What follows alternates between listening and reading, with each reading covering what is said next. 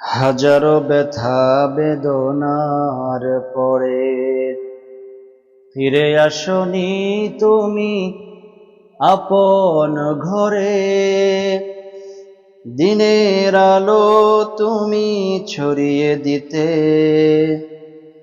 চলে গেলে মদিনায় মক্কা ছেড়ে। এহে রাসূল তোমাকে ভুলি আমি কেমন করে। হে রাসূল তোমাকে ভুলি আমি কেমন করে। বালাগাল উলা বিকামালিহি কাশাফাদ দুজা বিজামালিহি হাসানাত জামিউ খিসালিহি সাল্লু আলাইহি ওয়া আলিহি। আলহামদুলিল্লাহ। উপস্থিত সম্মানিত মুসল্লিয়ান ইকরাম, আল্লাহ পাক রব্বুল আলামিনের দরবারে লাখো কোটি শুকরিয়া জ্ঞাপন করছি যে মহান আল্লাহ তাআলা আমাদেরকে আজকে মাহে মুহররমের 10 তারিখ, এই মাসের দ্বিতীয় জুমায়, যে আল্লাহ পাক রব্বুল আলামিন আমাদেরকে অত্যন্ত দয়া করে, মায়া করে, মহাব্বত করে, ভালোবেসে দুনিয়ার মধ্যে সবচেয়ে দামি জায়গা, উত্তম জায়গা আল্লাহ পাকের ঘর মসজিদে আল্লাহ তাআলা আমাদেরকে আগে ভাগে আসার এবং বসার তৌফিক দান করেছেন। শুকরিয়া আদায় করছি, আলহামদুলিল্লাহ। বান্দা যত বেশি আল্লাহ পাকের নিয়ামতের শুকরিয়া আদায় করবে, তত বেশি আল্লাহ তাআলা তার নিয়ামতকে আরো বাড়ায় দিবেন। হাদিসের মধ্যে আসছে বিশেষভাবে দুইটা নিয়ামতের ব্যাপারে প্রত্যেকটা মানুষ উদাসীন, গাফেল। নি'মাতানি মাগবুনুন ফীহিমা কাসীরুম মিনান নাস। দুইটা নিয়ামত এমন আছে যেগুলো সম্পর্কে অধিকাংশ মানুষ গাফেল, উদাসীন।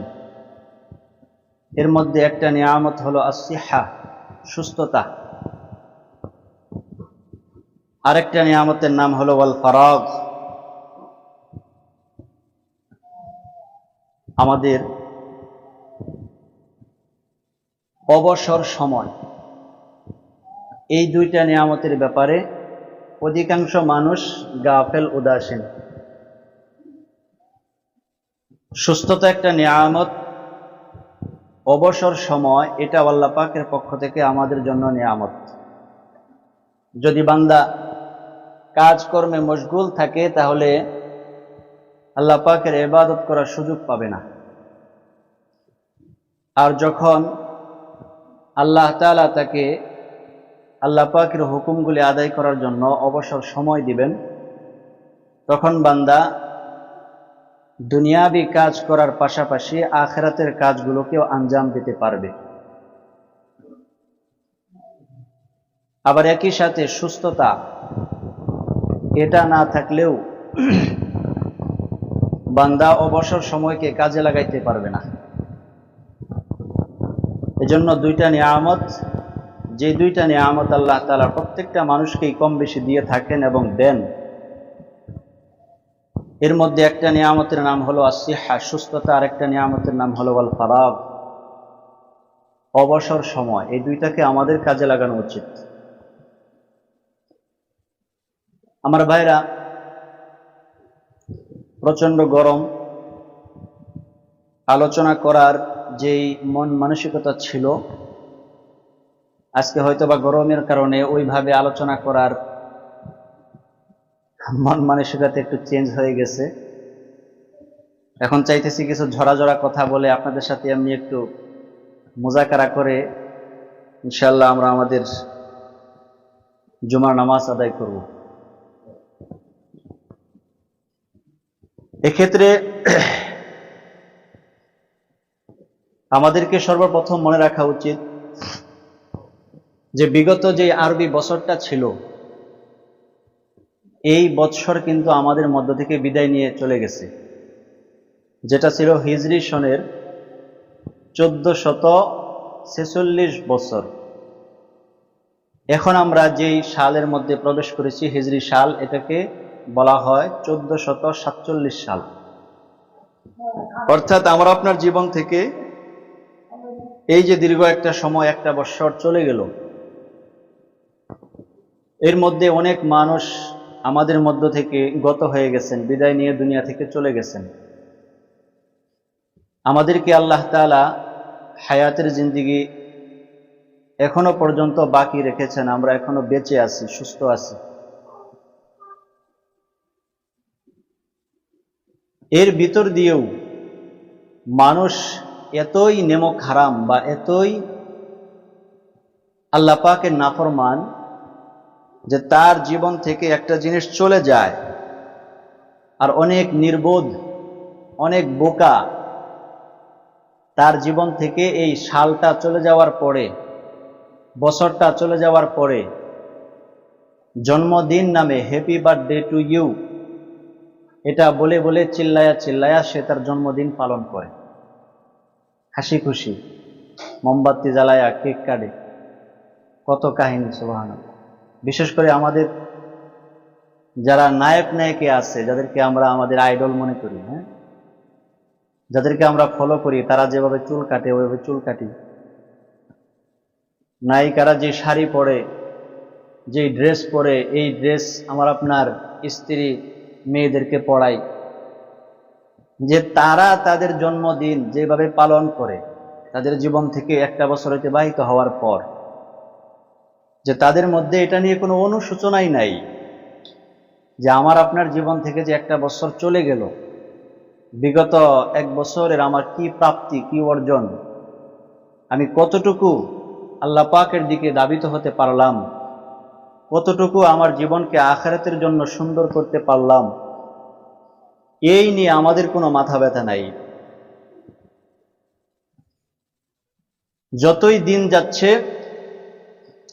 মুসলমানদের মধ্যে এক প্রকার আখিরাত থেকে অনীহা সৃষ্টি হচ্ছে, আখিরাতকে আমরা ভুলেই যাচ্ছি। এজন্য আল্লাহ তাআলা কুরআনুল কারীমের মধ্যে বলছেন যে ক্বাদ আফলাহা মান তাযাক্কা ওয়া যাকারা ইসমা রাব্বিহি ফাসাল্লা বাল তু'সিরুনাল হায়াতাদ দুনিয়া ওয়াল আখিরাতু খায়রুন ওয়া আবকা। যে মানুষ যেই দুনিয়াকে সবচেয়ে বেশি প্রাধান্য দেয়, যে মানুষের এটা স্মরণ রাখা উচিত যে দুনিয়া এটা ক্ষণস্থায়ী, ওয়াল আখিরাতু খায়রু ওয়া আবকা, আখিরাত উত্তম এবং চিরস্থায়ী। আখিরাত উত্তম এবং চিরস্থায়ী। আর দুনিয়াকে আমি আপনি যতভাবেই যেভাবে সাজাই না কেন, দুনিয়া ক্ষণস্থায়ী, দুনিয়া ধ্বংসশীল। দুনিয়াই তো থাকবে না, আমি আপনি থাকবো কি করে? আমি আপনি যেই জিনিসের উপর আসি, যদি এই জিনিসই ধ্বংস হয়ে যায়, তাহলে ওখানে আমার আপনার অস্তিত্বটা থাকবে কিভাবে?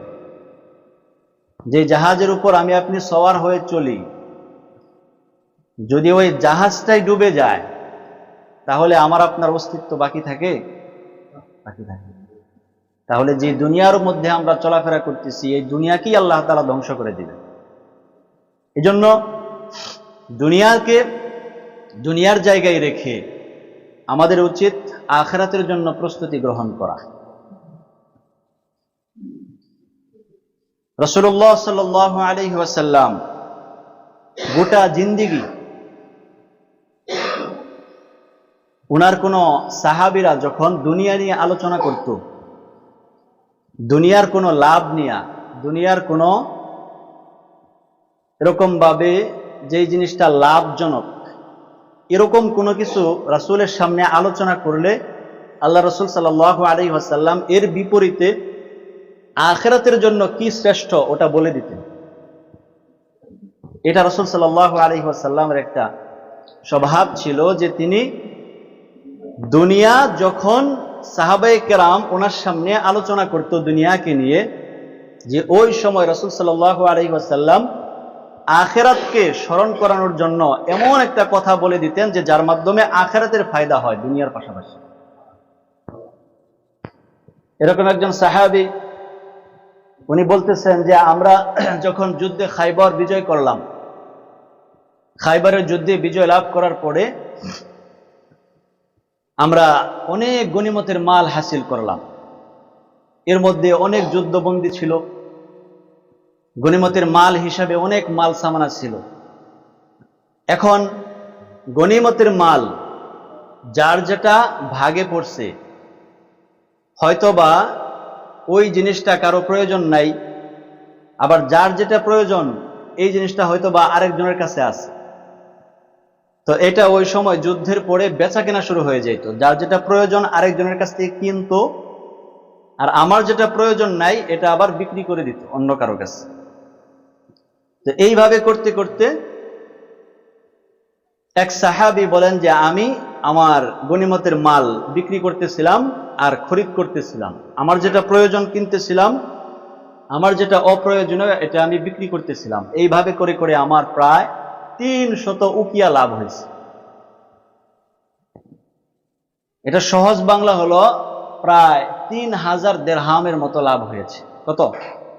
3000 দিরহাম ওই আমলে। সুবহানাল্লাহ।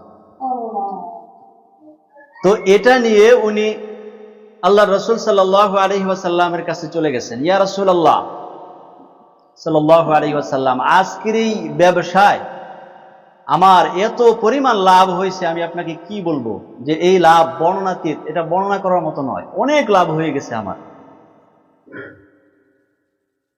ভাইরা। রাসূলুল্লাহ সাল্লাল্লাহু আলাইহি ওয়াসাল্লামের কাছে যখন এই কথা বলছে যে আমার আজকের এই ব্যবসায় ইয়া রাসূলুল্লাহ সাল্লাল্লাহু আলাইহি ওয়াসাল্লাম অনেক বেশি লাভ হয়েছে, আল্লাহ রাসূল তখন কৌতূহল বশত জিজ্ঞাসা করলেন, তোমার কি পরিমাণ লাভ হয়েছে? তো এই সাহাবী বর্ণনা করতেছে যে হুজুর, আমি গনিমতের মাল বিক্রয় করতেছিলাম, খরিদ করতেছিলাম, বিক্রয় করতেছিলাম, খরিদ করতেছিলাম, যে এইভাবে করে করে আজকে আমার প্রায় 300 উকিয়া লাভ হয়েছে। রাসূলুল্লাহ সাল্লাল্লাহু আলাইহি ওয়াসাল্লাম তখন বললেন যে আমি কি তোমাকে এর চাইতে বেশি লাভবান জিনিস কি এটা বলে দেব? তো সাহাবী বলেন, ইয়া রাসূলুল্লাহ, অবশ্যই বলে দেন, এর চাইতে লাভবান জিনিস কি? এটা তো আমি শোনার জন্যই উদ্গ্রীব, আগ্রহ প্রকাশ করতেছি, আপনি বলেন। তখন আল্লাহ রাসূল সাল্লাল্লাহু আলাইহি ওয়াসাল্লাম বললেন যে প্রত্যেক ফরজ নামাজের পরে 2 রাকাত নফল নামাজ, এই যে তুমি গনিমতের মাল বিক্রয় করে করে খরিদ করে করে যে পরিমাণ লাভ করেছ, যে প্রত্যেক ফরজ নামাজের পরে যদি 2 রাকাত নফল নামাজ করতে পারো, যে এটা তোমার ওই গনিমতের মালের চাইতেও বেশি দাম। তাহলে দেখেন সাহাবীর চিন্তা ভাবনা কি ছিল। উনি দুনিয়া কামাই করতেছেন, মাল ক্রয় করছেন, বিক্রি করছেন, এতে তার অনেক লাভ হয়ে গেছে। তো আল্লাহ রাসূল সাল্লাল্লাহু আলাইহি ওয়াসাল্লামের কাছে যখন বলছেন, তো উনি এটাকে ডাইভার্ট করে, এটাকে ঘুরাইয়া দিয়া সাথে সাথে বললেন যে এর চাইতে লাভজনক ব্যবসা আখিরাতে, সেটা হলো প্রত্যেক ফরজ নামাজের পরে 2 রাকাত নফল নামাজ। সুবহানাল্লাহ। তাহলে ভাই, আমার আপনার জন্য আখিরাতকে প্রাধান্য দেওয়া উচিত। আমরা আখিরাত ভুলে যাই, আমরা আমাদের মৃত্যুর কথা ভুলে যাই, অথচ যেটা চিরন্তন সত্য, যেটা আমার আপনার জন্য অবধারিত, অনিবার্য, কোনো না কোনো ভাবেই আমার আপনার মৃত্যু হবেই। হবে কি হবে না বলেন? কোনো না কোনো ভাবেই আমার আপনার মৃত্যু হবেই। স্বয়ং নবীজি যাকে সৃষ্টি না করলে আল্লাহ তাআলা কুল কায়নাত কিছুই সৃষ্টি করতেন না, উনাকেও আল্লাহ তাআলা মৃত্যু দান করেছেন, উনাকেও আল্লাহ তাআলা দুনিয়া থেকে নিয়ে গেছেন। তাহলে আমার আপনার মৃত্যু অবধারিত, এটা অস্বীকার করার কিছু নাই। স্বয়ং রাসূলুল্লাহ সাল্লাল্লাহু আলাইহি ওয়াসাল্লাম উনার যেই নাতি হযরতে হুসাইন রাদিয়াল্লাহু তাআলা আনহু, উনাকে বলা হয় সাইয়্যিদুশ শুহাদা, শহীদদের সর্দার। আবার কিয়ামতের ময়দানে উনি জান্নাতি যুবকদের সর্দার। সুবহানাল্লাহ। উনাকেও আল্লাহ তাআলা দুনিয়া থেকে নিয়ে গেছেন। এবং আজকের এই দিনে, এই 10ই মুহররম, আজকের এই দিনে